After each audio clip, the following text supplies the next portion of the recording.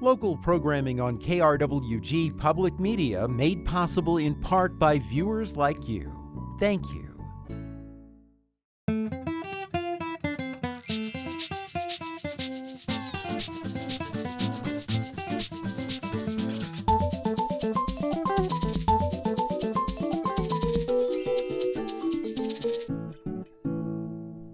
Hello and welcome to Fronteras, A Changing America. I'm Anthony Morneau.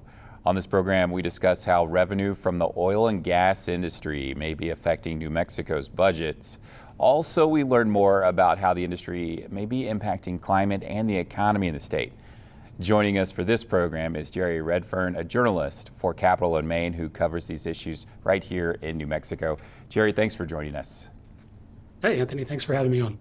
Well, it's great to have you on to talk about such an important issue here in New Mexico. Now, you recently filed a story that your reporting shows that New Mexico may be seeing another record-breaking year when it comes to revenue from the oil and gas industry. Just what are we looking at with this so far with your reporting? My reporting really just looked at one particular aspect of it, which is excise taxes that come into the state. The state actually gets oil and gas revenue in from a couple of different directions. I'm just looking at the one that sort of tallied day by day. And that was showing at the time that the story came out that the state was going to get in about $1.7 billion in this revenue since the start of the year, as opposed to $700 million that it got the year before. So it's a vast increase in the amount of revenue coming in. And it's distinctly more than even, I think, the most rosy projections that were predicted for this year were showing as of last year. So it's quite a bit more money. Now, quite a bit more money that's caused by some things that are happening in our world right now. Can you kind of elaborate and give us some insight on that? Yeah, there's a couple of really big things that are going on with it. Two very big things that are going on with it. One that we all know about is the war in Ukraine. Russia invaded Ukraine. The world brought up a whole bunch of sanctions on Russia, disrupting oil and gas flows from one of the world's largest producers. So that's driven prices up. And when the prices go up, then the state of New Mexico gets more revenue because our revenues are taken as a cut of the actual amount that the oil and gas sells for. The other thing that's happened is that it's an interesting business side of things, that since the huge downturn in the world economy that happened during the COVID times, at that point, oil and gas production tanked, but just across the planet. And here in the United States, the Permian Basin, which New Mexico shares with Texas, was the first oil field to come back up to what it was pre-COVID times and has since rocketed beyond that, while most other places in the United States have not returned to those pre-COVID levels. So we have those two factors combining. We have record production on top of record income and record oil and gas prices. And together, those things have brought this balloon of revenues to the state. Now, we know New Mexico is one of the poorest states in the country, and it heavily relies on oil and gas to fund the state budget. So there may be some folks who are pretty excited about this news, especially some folks in Santa Fe, to address projects that they may be interested in doing and proposing. But you write that this excess revenue is actually causing some complications for budgets in New Mexico. Can you kind of share with us why that is? Yeah, there's kind of two types of money. There's green money, but there's two types of money that government folks really think about. There's recurring funds that come in and they can kind of count on showing up year after year, sort of like income taxes. You know that you're going to have people employed every year and those people are going to pay income taxes, for example. And the other side of it is non-recurring money. And that's going to be huge windfalls that come in from, say, the oil and gas industry when it has a really good year. So you can count on the one type of money and you can more easily budget that type of money for expenses going forward. But it's very difficult to budget expenses going forward year after year from money that you have no idea if it's going to show up from year to year, like oil and gas revenues like we're getting this year. Now, So Go ahead. No, it just creates an interesting conundrum, is that the state can build a lot of stuff, but you can't hire the people to work in the stuff that you build. It makes it difficult in that respect. They can't hire the people to work in the projects that they're building, because they rely on that recurrent money, not the one-time money, is what you're saying? Yeah, that's the way that the folks in Santa Fe try to balance that act. They don't want to hire people for jobs that they want to have money for next year, essentially. Now, you interviewed an economist. You've talked to some economists throughout your reporting, and we've interviewed economists as well on this issue, who have been sounding the alarm for years that New Mexico needs to look at ways to diversify the economy and not rely so heavily on an industry that does, go bust sometimes and cause some issues and complications for the state budget. So I'd like to hear from you. What are the economists that you're talking to really saying with this moment, and how New Mexico may be able to diversify its economy when we're in this position of excess revenue? Yeah, well, they're all kind of concerned for the same reasons that the politicians are concerned, is that this is a huge bubble of money. It's easy to spend money. Let's be clear about that. Nobody's particularly unhappy that they're getting all of this money. Nobody in Santa Fe is saying, no, don't give me any money. That's not happening here.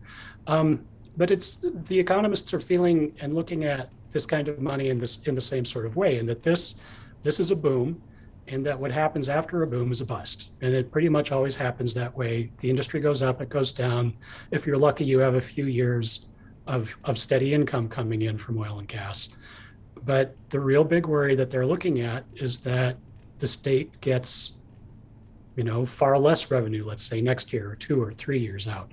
And then what does the state do when it's no longer boom times? Because we don't have that many other industries to step in and make up for the missing revenue of oil and gas when it goes bust. Now, you've also reported on how the oil and gas industry may be impacting the climate. Now, there are some state lawmakers that you talked to that said this is an opportunity for New Mexico to address environmental concerns that may be coming along with the oil and gas industry in our state. What are some of those lawmakers saying, and what are some of the things they're proposing? Well, just to be clear right off the top, it is impacting the environment. The oil and gas industry across the planet is the largest driver of climate change that we're facing. The fires that we have in the state, the incredibly hot temperatures that we're having right now, the incredibly hot temperatures that Europe's having right now, all of these things are sort of pushed over the edge by the oil and gas that we burn to fuel our lives. That's just a fact. So what the big issue that we have in the state of New Mexico is that these various divisions that we have that oversee the oil and gas industry need people to work in them to oversee the oil and gas industry. And the problem is that they don't have those people. It was particularly clear in the last budgeting session back in January, when both the Oil Conservation Division, which is the main group that watches over the industry, and then also the Environment Department, both asked for more people to be able to monitor these oil and gas wells all across the state to, well, make sure that the oil and gas is either staying in the well or staying in a pipeline as it goes out of the state, that these things all stay clean in that respect. Because the leaks, the emissions that come from oil and gas wells are some of the biggest drivers of this climate change that we're talking about. So they want people to be able to go out in the field. They want these people to be able to monitor these oil and gas wells, and they don't have the funding to hire those people. And it's been a big frustration for them to this point, and I think we can kind of see why. So what seems to be the holdup with this not being able to be proposed in the budget? I mean, Governor Michelle Lujan Grisham has been very vocal about addressing the environmental concerns that exist in the state with the oil and gas industry, but how come this doesn't find its way through the state budget, and how come state lawmakers aren't really addressing this? What are some of the things they're saying?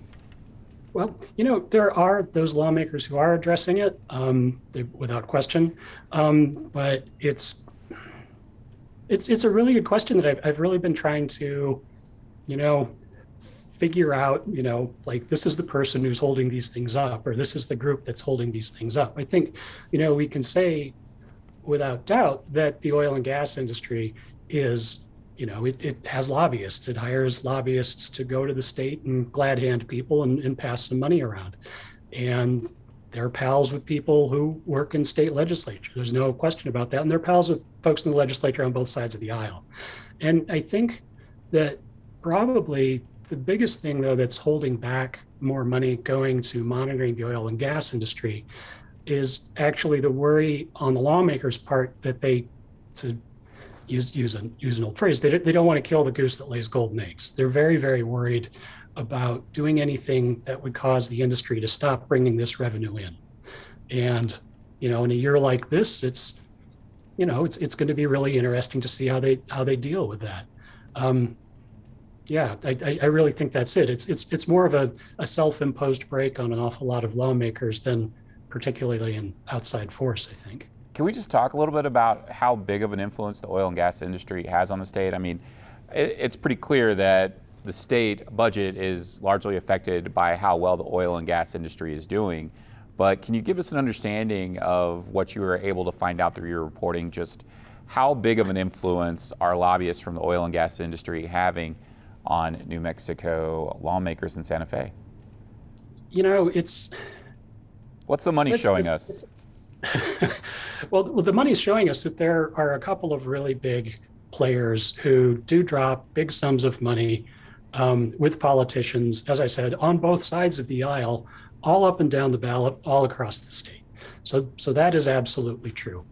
The thing that the money shows us, I think that's most interesting, is what the money doesn't show us, is that the state doesn't do a particularly good job, doesn't have particularly powerful rules in place to really track all of the money that the oil and gas industry uses in its various ways to manipulate public opinion, to pay for lobbyists, to, it follows very well if a lobbyist takes a politician out to dinner.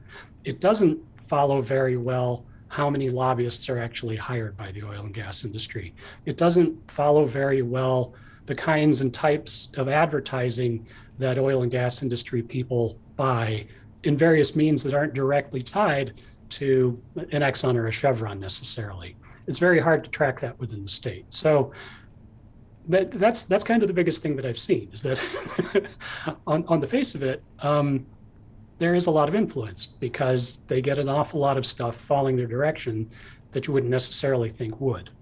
And the other thing that I've noticed is that the amount of money that industry directly pays for lobbying in the state is actually kind of minimal. This is something that a lot of people, I think don't like to admit, but this is the second largest oil producing state in the nation. It's the sixth largest natural gas producing state in the nation. It's been top of the list. You're up there, and everybody's after Texas, but it's been at the top 5 of the list for these things for years and years and years. And in no way does the industry pay or spend money that's traceable in ways that equal, say, what you see in California, which is not as big a player as New Mexico. They do not spend the sort of money that you see in Texas. And you wouldn't think you'd need to do a whole hell of a lot of lobbying in Texas, but they spend a lot more money there on it. Or, other states in the nation, Oklahoma and other such places. So it's a very curious thing to try to trace. We know it's there. I mean, at a certain level, you can see it, but it's the state rules at this point are kind of murky. So how much does New Mexico's legislative system impact this whole process of trying to address these issues that come along with climate change in New Mexico, and also the issues you brought up about having enough staff to oversee the oil and gas industry in New Mexico, having enough inspectors, having enough information and staff to really dive into the data so that lawmakers can make the right decisions? Now, there's been a lot of criticism over the years about New Mexico only having a couple of opportunities. It seems like every 4 year or a couple of years, you have a 30-day session. The next year, you have the 60-day session, and lawmakers are not paid. They don't have the staff that is a professional staff to kind of oversee these day-to-day issues that are coming in. Many are complaining about this so-called volunteer legislature. Some still hold true to it and romanticize about it. But through your reporting, how does New Mexico's legislative system impact the influence of lobbyists in the state? It makes them remarkably more influential than I think that they are in other states, because, lawmakers, again, on both sides of the aisle, since they're not paid full-time or even part-time, this is not a paid full-time or part-time job for these politicians, they have to get their information from somewhere. And if a lobbyist comes up and buys you lunch and says, hey, look, this is what we're dealing with, and that's the news you get in your ear, and you don't have full-time staff or even part-time staff to sort of vet these issues, that bug gets in your ear, that's the information you hear, and you think, well, yeah, that makes a lot of sense, and that's something we should really be paying attention to. And that's something I've heard time and again, essentially in every single interview, even when I haven't asked with any sort of legislator about what's it like dealing with the oil and gas industry. It's like, well, we don't know who else, we can deal with. They're the people who send these folks to Santa Fe or to where I live to talk with me about what they're looking at. They have money to hire these people at levels that, say, environmental groups and various other groups in the state don't. And so this is the information they get. And that's what goes on. And then you brought up, there's that issue too of a 30-day session and followed by a 60-day session. And especially watching this last 30-day session back in January, it's an amazing thing to watch. It's just bam, bam, bam, bam, bam, bam, bam. And an awful lot of it is kind of figured out before anybody even gets to Santa Fe to talk about it. And then it spits it out at the other end, and everybody, sort of takes a deep breath and then goes back to their day job. So it's a real deep issue for the state. Okay, now, since you brought up this legislative session, one of the big things that was talked about by Governor Michelle Lujan Grisham was establishing New Mexico as a hydrogen hub. Now, through your reporting, you're able to look into this. What are some things that people need to understand about hydrogen, and what was proposed in New Mexico, just so we can get a better understanding of what type of industry lawmakers were proposing? A lot of that is still kind of up in the air. What was mostly being proposed was, sort of reaching back into the vault of my head, was they wanted to essentially build a plan, for lack of a better term, to attract much more money from the federal government. The federal government has approximately $8 billion that it's hoping to dole out in this coming year to various so-called hydrogen hubs around the country to dramatically increase the country's ability to create hydrogen gas. And it's actually a really cool fuel. So if you burn it through a hydrogen cell, all you get out the other end of it is electricity and water. That's pretty neat. The problem comes in how you get the hydrogen, how you create it, because it's fairly difficult. It's a very energy intensive process. You're either taking a lot of energy and putting it into water in the first place to knock the hydrogen atoms off to get your hydrogen, and or you are breaking apart methane. And that's the other main way that it's done. And that's the way that the United States gets most of its hydrogen now. So the big projects that the state was kind of hoping to foment here within the state were projects to take methane, which is essentially the main component of natural gas, which we got a lot of, and then have these factories essentially where you would knock those hydrogen atoms off the methane, you get your hydrogen, and ship it to markets to do this, that, and the other thing. The big problem in the state wraps into what I was talking about before. We have a great deal of natural gas in the state. There's no question about that. We have an increasing amount of natural gas in the state, courtesy of what's coming out of the Permian Basin now, because it comes up with the oil at the same time. The problem is that we don't have those inspectors to monitor those oil and gas wells and pipelines to make sure that methane, which is an incredibly potent greenhouse gas, the natural gas is an incredibly potent greenhouse gas, to make sure that stays in the system. And report after report after report that started essentially before the legislative session and up until actually just last week shows that the oil and gas industry is leaking incredible amounts of natural gas / methane out of their wells and their pipelines, et cetera, et cetera, et cetera. And that's a huge driver of climate change. So, the hope was to create this great green fuel, hydrogen, but the problem is that the source stock for it, we have not yet figured out a way to properly keep that natural gas in the pipeline until we get it. There's also the question of what to do with the massive amounts of CO2. That's the other byproduct of creating hydrogen gas. And everybody in the state thinks we're going to be able to trap it underground, but there hasn't been a massive industrial scale CO2 sequestration program on the planet that's really worked yet, that's met all of its goals. So it sounded like a simple question, but that's the full industry that the state was looking at in a nutshell. And the state's still working on that. The governor still has a program where she's trying to work with other Western states to create a hydrogen hub together and do all of this, but that's still up in the air. I see. Now I want to stay on this issue, though, that you brought up with climate concerns. You also reported about the understanding just how much methane is really getting out and leaking. Your reporting said that the oil and gas industry contributes to 53% of greenhouse gas emissions in the state. You've also interviewed some folks who released the so-called, what was called the oil and gas threat map. The state government of New Mexico has called on the feds for some help with this issue. They've called on the EPA to really look into this matter, and the EPA did find some violations. This is according to your reporting, but it doesn't seem like very many fines were doled out with these violations. Can you give us some insight on what exactly is happening here? I wish I could. That was kind of the whole point of the story. I just don't understand why why nothing really happened there. The state, the state, when Michelle Lujan Grisham came into office, one of the first things she did was hire James Kenney to be the Secretary of the Environment Department, right? And he came from he worked at the EPA, and he worked at a lot of these issues, but not here.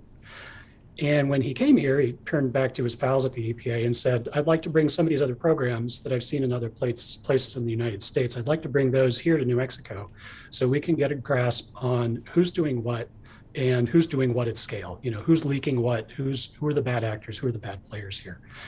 And brought them in, and they ran a whole series of flights over the course of weeks, over a couple of years. And then they did them again earlier this year, I believe. And found these companies that had systemic issues of leaking oil and gas wells, leaking tanks, leaking pipes, leaking vents, et cetera. And put it all together, and the EPA said, Company X, Company Y, Company Z, you're doing these things. These things are all in violation of the Clean Air Act, and you have X number of days to clean these things up. And most of the companies said, okay, we'll clean it up. And they cleaned it up, and that was that. And there were a couple of companies that received fines because they didn't have proper licenses from the state in the first place. But those fines were minuscule compared to the amount, to the value of the oil that they were, it was mostly in the Permian. So this is mostly oil we're talking about. The fines they got were minuscule compared to the value of the oil that they pulled out of those wells at the same time. But essentially, all of these folks who were venting various gases straight to the atmosphere got away with slightly less than a slap on the wrist. I guess the key thing is that Secretary Kenney told me when I was talking with him about this story that the state still has the option and opportunity, and we'll see if it happens, to still prosecute some of these companies at the state level. But even then, he was saying that's probably not going to happen until, say, the end of the summer. And we're talking about violations that were figured out in 2019, possibly 2020. So, I mean, that's a long stretch of time to wait and figure out if something's going to happen because of this. So, yeah, this is part of the big issue of dealing with the oil and gas industry. Is it's actually so much bigger than the groups that monitor it, that these things can happen and sort of fly under the radar. And what do you end up doing? It takes this long to figure it out. It takes this long to bring anybody to justice, I guess.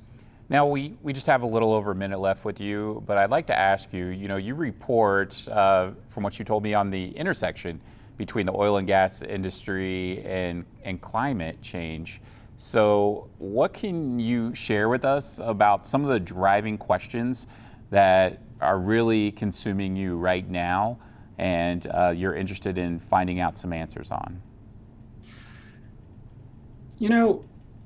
The biggest thing at this point is what we've seen in the state just so far this year, with the two biggest fires in state history happened even before the beginning of the normal fire season here in the state. And we're not done. We all thought we were going to get a monsoon season. I don't know exactly what it's been like down in Las Cruces, but up here it's been really hit or miss. We're not necessarily out of drought yet, just because we had a couple of big rains. I mean, we are painfully dry. And that is caused by us pulling these fossil fuels out of the ground and burning them and changing the chemistry of the atmosphere in which we live. So that's really kind of how I'm looking at these things. You kind of think, oh, well, they're burning it over here, they're burning it over there. But and Russia does bad things and China's doing things that we don't like. Well, that's all true.